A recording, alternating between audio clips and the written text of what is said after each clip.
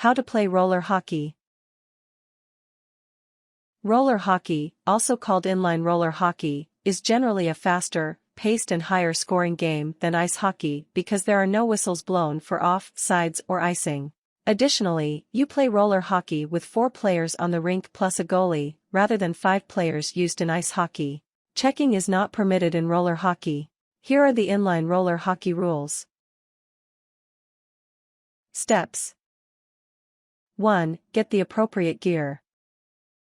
In addition to inline hockey skates, a hockey stick, and bag to hold your gear, you will need the following. Roller hockey players wear the same type helmet, mouth guard, elbow pad with shin guards, knee pads, gloves and long-sleeve jersey as ice hockey. Both types of hockey require youth players to have full face protection on the helmet. Roller hockey players wear pants, rather than the padded breezers and socks used in ice hockey. Because there's no checking, roller hockey players usually don't wear shoulder pads, but they do wear a short, sleeve shirt with padding to protect them from a flying puck. 2. Form a team of 6 to 14 players, plus 1 or 2 goalies.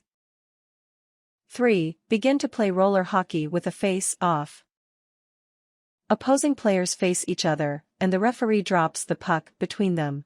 The face-off takes place at the center of the rink at the beginning of each period and after a goal is scored. 4. Score goals by shooting the puck into the other team's net.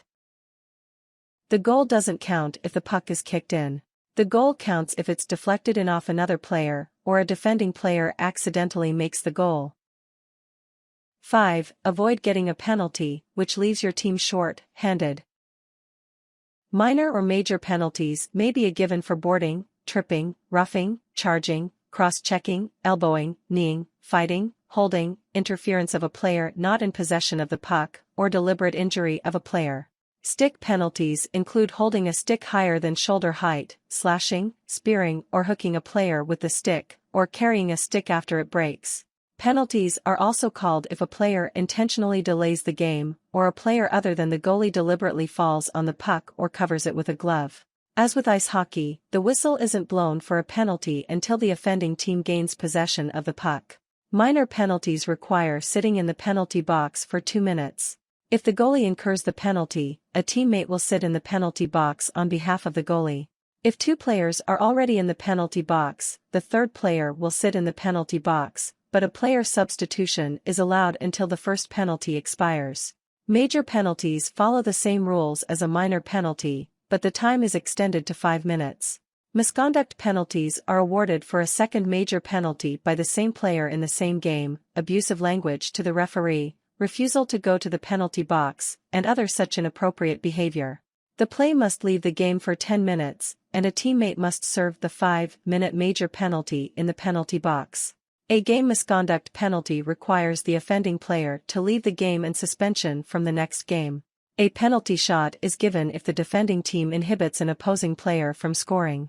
This may include tripping or hooking from behind, throwing a stick or glove in front of the player with the puck, a player other than the goalie falling on or picking up the puck in the crease, the area in front of the goal, or intentionally knocking the goal out of place.